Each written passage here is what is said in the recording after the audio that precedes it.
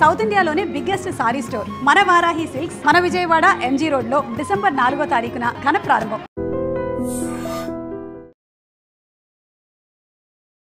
Hi hello నమస్తే, నేను మీ anchor Shiva. Welcome to iDream media. ఈరోజు మన ముందున్న గెస్ట్ యాక్టర్ హేమ గారు.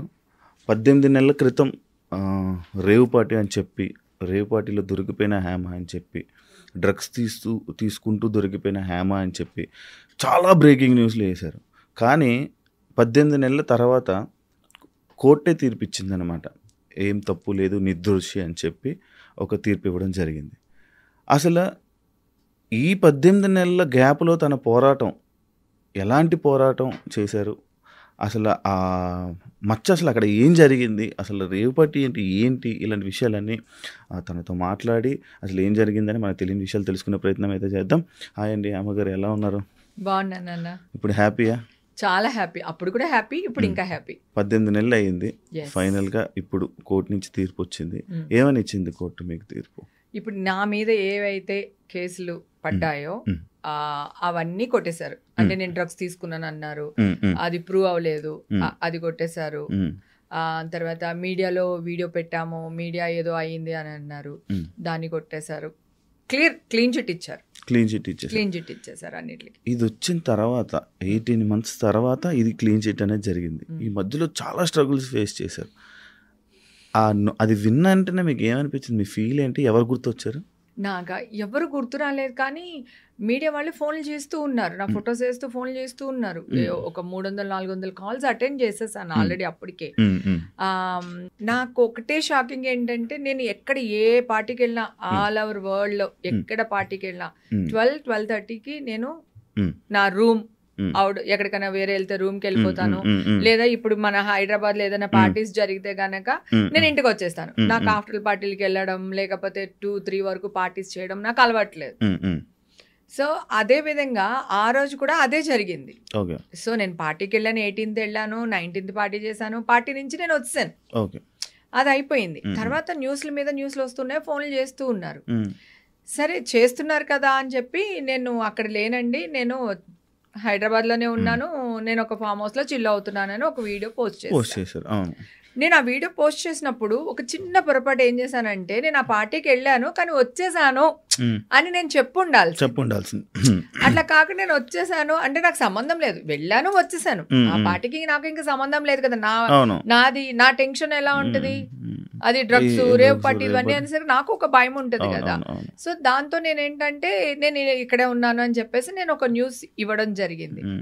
దాన్ని వీళ్ళు చిలవర పరవలు చేసేసి ఏదో చేస్తారు. దెబ్బకి భయం వేసి మళ్ళీ మా ఇంట్లో బిర్యానీ చేస్తూ కిచెన్ లో, ఇన్స్టాగ్రామ్ లైవ్ లో అబద్ధం చెప్పడానికి లేదు. అంటే ఇప్పుడు ఆల్రెడీ ఒకటి చెప్పాను, అది అబద్ధం అని వేసేస్తున్నారు. సరే అట్లీస్ట్ మా ఇంట్లోంచి నేనేస్తే అట్లీస్ట్ ఇది హైదరాబాద్ లోనే ఉందిరా బాబు అని అనుకుంటారు కదా. అందుకని నేను ఇమ్మీడియట్ గా మా ఇంట్లోంచి ఇదే నైల్ పాలిష్ పెట్టుకుని నేను బిర్యానీ చేస్తే దాన్ని కూడా బూత్ చేసేసి, ఎప్పుడుతో పాత వీడియో ఇప్పుడు నేను ఇంట్లోనే ఉన్నానని నటిస్తూ పెట్టిందా అంటాడు. అసలు మీకు ఈ వీడియో సలహా ఎవరు ఇచ్చారండి? సలహా ఎవరు ఇవ్వలేదు, అందరూ ఫోన్లు చేస్తున్నారు. నేను ఇక్కడే ఉన్నాను, నాకు సంబంధం లేదని చెప్తూ వచ్చాను, ఎవ్వరు వినట్లేదు. సరే ఒక వీడియో పోస్ట్ చేస్తే ఒక గొడవ వదిలిపోతుంది కదా అనే మైండ్ సెట్ తోనే చేశాను నేను. కానీ అంటే ఆ రేవ్ పార్టీలో మీరు వెళ్ళింది సాటర్డే అని విన్నాను, అంటే సండే పార్టీకి మీరు అటెండ్ అవ్వలేదని విన్నాను. అది ఎంతవరకు వాస్తవం? లేదు, సండే పార్టీ కూడా నేను అటెండ్ అయ్యాను. సండే పార్టీకి అటెండ్ అయ్యాను, కానీ నేను ఆ బర్త్డే పార్టీలో కేక్ అది కట్ చేసేసిన తర్వాత నేను బయటకు వచ్చేసాను. మీరు బయటకు వచ్చారు, కానీ ఆ పోలీసులు తీసుకెళ్తున్న విజువల్స్ లో మీరు లేరు. అదే చెప్పాను, నేను ఏం డ్రెస్ వేసుకున్నాను చెప్పు, నీకు గుర్తుందా? అసలు డ్రెస్ గుర్తులేదు ఇన్ని మంత్స్ అది కదా. నాకు ఓ ఫోటో ఉంటే గనక, లేకపోతే డ్రెస్ ఫోటో కూడా నీకు పెడతాను, అది కావాలంటే దీంట్లో యాడ్ చేసి వెయ్యి. నేను బ్లాక్ డ్రెస్ వేసుకున్నాను, పింక్ ఫ్లవర్స్ ఉంటాయి, పింక్ ఆరెంజ్ ఫ్లవర్స్. నేను అసలు ఈవేళ ఆ డ్రెస్ వేసుకొద్దాం అనుకున్నా, ఓకేనా. పైన ఓన్లీ వైట్ షర్ట్ వేసుకున్నా, దట్ స్లీవ్లెస్. నా పర్సనల్ది నేను చూపించాలనుకోలేదు. సో జస్ట్ నేను షర్ట్ వేసుకున్నా, షర్ట్ వేసుకుని మొత్తం black and black, full black and black. ఎవరో ఒక అమ్మాయి వైట్ డ్రెస్ వేసుకుంది, ఆ అమ్మాయిని చూపించేస్తున్నారు బయటకు వచ్చిన దాంట్లో, హేమ హేమ హేమ హేమ అని చెప్పేసి. కడికి నా ఫ్రెండ్స్ ఫోన్ చేసి, వస్తే అది వైట్ నైల్ పాలిష్ వేసుకుందే, నువ్వు బ్లాక్ నైల్ పాలిష్ వేసుకున్నావు అని ఫ్రెండ్స్ అందరూ ఫోన్లు చేసి చెప్తున్నారు. ఆ మాత్రం సెన్స్ లేదా వాళ్ళకి, ఎలా వేస్తున్నారు న్యూస్లో అది ఇదని. నా చుట్టుపక్కల వాళ్ళు, నా ఫ్లాట్ల వాళ్ళు ఉంటారు కదా, అందరూ పాపం వాళ్ళు వచ్చి ఇంటికి వచ్చి నాతో గోల్ పెట్టారు. పెడితే మళ్ళీ నేను అనౌన్స్ చేశాను, ఏమంటే ఆ పిల్ల వైట్ నైల్ పాలిష్ వేసుకుంది, ఆ అమ్మాయి వైట్ డ్రెస్ వేసుకుంది, నేను బ్లాక్ డ్రెస్ వేసుకున్నాను, ఆ అమ్మాయిని నేను కాదు అంటే అడ్డంగా దొరికిపోయి బొకాయిస్తున్న హేమనేస్తారు.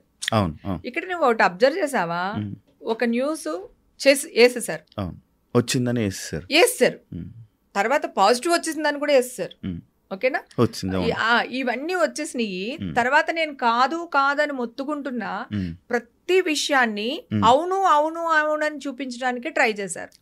అన్ని కనిపించలా నాకు. బ్లడ్ టెస్ట్లు నావి లేవు, వాళ్ళ దగ్గర నా శాంపిల్స్ లేవు, ఇప్పుడే తీస్తున్నారు.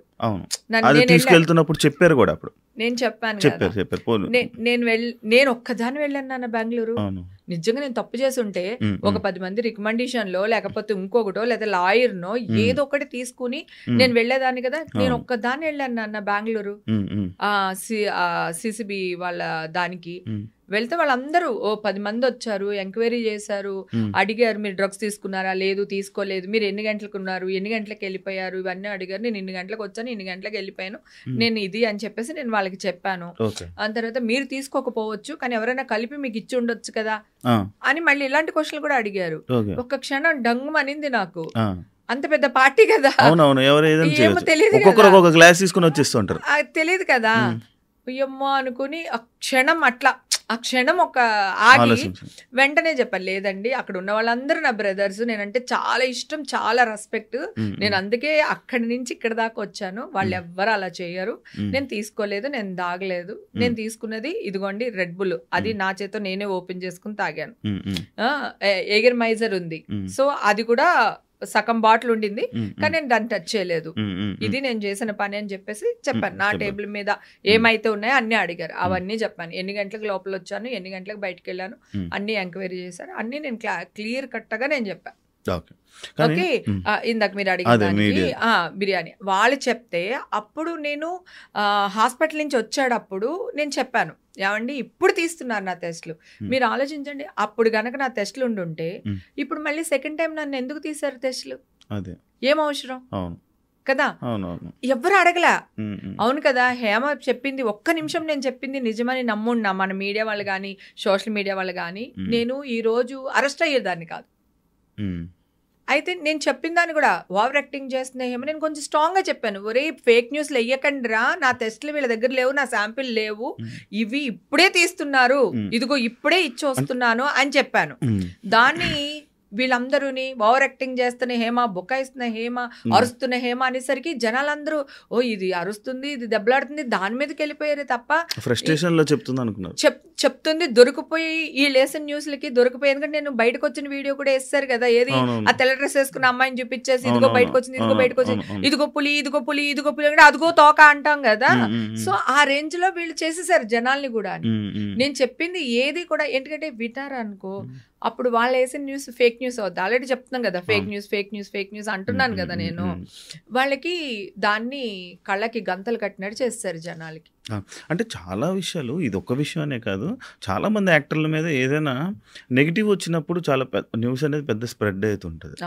కానీ ఇదంతా లేదు, అలాంటిది ఏం లేదు అని క్లియర్ అయిపోయిన తర్వాత దాని గురించి వేయడం మానేశారు. అంటే ఎగ్జాంపుల్ మీదే ఒక 3 days 4 days అవుతుంది మీద వచ్చి, కానీ ఇప్పటికి ఎవరికి తెలీదు, ఓన్లీ మీరు ఆ రేవుపాటిలో ఉన్నారనే పాయింట్ గుర్తుందే కానీ ఇప్పుడు ఈ రోజు ఇది జరిగిందని తెలియదు. మరి దానికి మీరు ఫీల్ అవ్వట్లేదు, దాని మీద మళ్ళీ అవతల వాళ్ళ మీద ఏమి యాక్షన్ తీసుకోవట్లేదు? లేదు, నేను 100% యాక్షన్ తీసుకుంటాను. నేను ఇప్పుడు ఆల్రెడీ నేను మంచితనంగా అపాయింట్మెంట్ కావాలి అన్నాను, వాళ్ళు ఎవరో అంట ఆ పర్సన్ తో మాట్లాడాను, నాకు ఇలా అపాయింట్మెంట్ కావాలి అంటే నిన్న ఆయన ఆఫీస్కి రాలేదు, సో సండే ఏదో రాలేదు, ఈ వేళ వస్తారు మేడం, వస్తే గనక మేము మీకు చెప్తాము అని అన్నారు. వాళ్ళు ఇంతవరకు నాకేం చెప్పలేదు. సో ఓకే, తర్వాత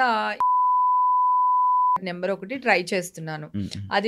అది దొరికితే ఆయనతో మాట్లాడతాను, ఆయన అపాయింట్మెంట్ తీసుకుంటాను. ఇప్పుడు మీన్ వెల్ ఈ 2-3 రోజులే నా దగ్గర టైం ఉంది. ఇవాళ రేపు ఎల్లుండి మళ్ళీ నేను మా అమ్మ దగ్గరికి వెళ్ళాలి. 11th డే ఈ మధ్యనే కదా కాదు, అయితే 11th డే ఉంది. అది దాని నుంచి వచ్చిన తర్వాత అందరూ మంచిగా రియాక్ట్ అయ్యి నెగిటివ్ న్యూస్ ని ఎట్లా అయితే వేశారో పాజిటివ్ కూడా అట్లాగే జనాల్లోకి తీసుకువెళ్తే వాళ్ళకి ఒక రెస్పెక్ట్ మిగులుతుంది.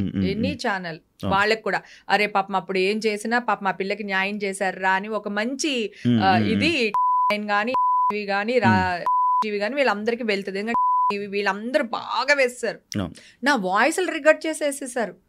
నేనేం మాట్లాడితే అది వేసేస్తున్నారు. నా ఫ్రెండ్స్ అందరూ ఏమో ఏమేం మాట్లాడికే, నువ్వేం మాట్లాడినా వాళ్ళు బూత్ చేసేస్తున్నారు, నువ్వు అసలు మాట్లాడుకు ఫోన్లు ఎత్తక అంటున్నారు. నాకు ఇష్యూలో ఉన్నాడు అప్పుడు నాన్న 500-600 ఫోన్లు అటెండ్ చేశాను నాన్న. నేను లేనురా బాబు. ఎందుకంటే ఒక ఫోన్ ఎత్తకపోయినా నా ఫోన్ ఎత్తలేదు, అది అక్కడే ఉంది అంటాడేమో అని భయానికి ఎత్తేదాన్ని. ఇప్పుడు నువ్వు అన్నట్టు 3-4 days అయింది కదా కేసు అయిపోయి మనకి చేతికి పేపర్స్ వచ్చి, ఇప్పుడు వరకు ఒక్కళ్ళు కాల్ చేయలేదు తెలుసా.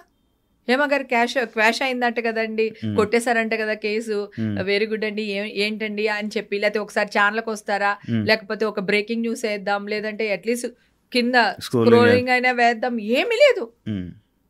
అంటే మంచిని తీసుకెళ్లారు జనాల్లోకి, వీళ్ళు నెగటివ్ ని స్ప్రెడ్ చేస్తున్నారు. అది ఎంతవరకు న్యాయం? అంటే ఛానల్స్ ఉన్నదే మంచి కోసం కదా, మంచి చేయాలి, జనాల్ని చైతన్యవంతుల్ని చెయ్యాలి, డ్రగ్స్ అనేది నిర్మూలించాలి కదా. ఎలా నిర్మూలించాలి?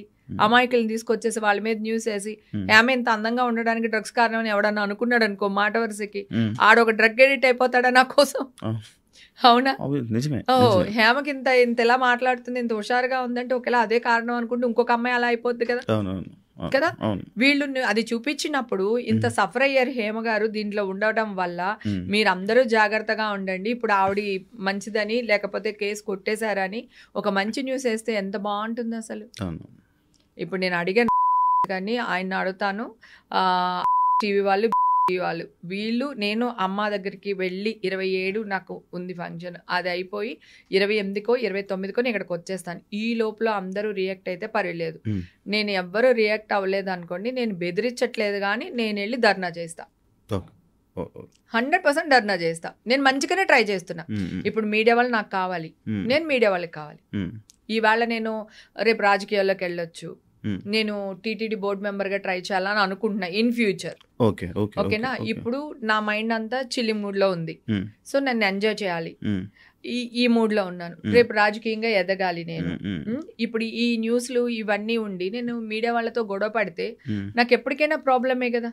నేను లేకపోతే మీడియా వాళ్ళు ఉండరు, మీడియా వాళ్ళు లేకపోతే నేను మీన్స్ సెలబ్రిటీస్ కదా. రాజకీయ నాయకులు సెలబ్రిటీస్ లేకపోతే అసలు న్యూస్ ఛానల్స్ మూతేసుకోవచ్చు హ్యాపీగా. మొన్న ఇప్పుడు ఎందులోనో వచ్చింది కూడా, నేను అది చూసా. లైక్ పొలిటికల్ గానీ సినిమా ఇది కానీ ఇది లేకపోతే మీడియాకి సగం కంటెంటే డౌన్ అవుతుంది. లేదు, నిజంగా కూడా లేదు. అలాగే మాకు పబ్లిసిటీ కావాలన్నా, మేము ఏదైనా ఒక మంచి పని చేసేది ప్రజల్లోకి వెళ్ళాలన్నా కూడా మీడియా మాకు సపోర్ట్ కావాలి. సో మేమెంత అవసరం మాకు మీరు అంత అవసరం. కానీ మీరు ఫేక్ న్యూస్లు నెగిటివ్ న్యూస్లు చేసినంత పబ్లిసిటీ ఒక మంచిని చేయలేకపోతున్నారు. అవును. యాక్చువల్లీ నాకు ఒక డౌట్ ఉంది. అంటే ఈ రేవుపాటి ఈ డ్రగ్స్ కేసు అనే పాయింట్ మీ మీదకి వచ్చిన తర్వాత లైక్ చాలామంది మీతో మాట్లాడడానికి కానీ, అంటే మీ సర్కిల్లో ఉండే వాళ్ళు కొంచెం దూరం అయ్యారని కానీ, లేకపోతే మీతో మాట్లాడడానికి ఇబ్బంది పడ్డారు అంటే, చాలా మీ వర్క్స్ కూడా చాలా ఇబ్బందులు అయ్యాయన్న. అవును. ఎన్ని ఇబ్బందులు వచ్చుంటాయి మీకు? చాలా ఇబ్బందులు వచ్చినాయి నాన్న. అప్పుడే మా అమ్మాయి జాబ్కి ట్రై చేస్తుంది, లండన్లో చదువుకుని వచ్చింది, ఇంటర్నేషనల్ బిజినెస్ మేనేజ్మెంట్, ఇక్కడ జాబ్కి ట్రై చేస్తుంది. ఆ టైంలో ఈ న్యూస్ చూసే కొద్దీ చూడబుద్ధి అవుతుందని ఇదే సార్. అప్పుడు ఎలక్షన్ ఓట్ల లెక్కింపు, ఆ టైంలో ప్రతి వాళ్ళు టీవీ ముందే కూర్చుంటారు, చిన్నపిల్లతో సహా పెద్దవాళ్ళతో సహా అందరూ కూర్చుంటారు. ఆ టైంలో వేసి చంపేశారు.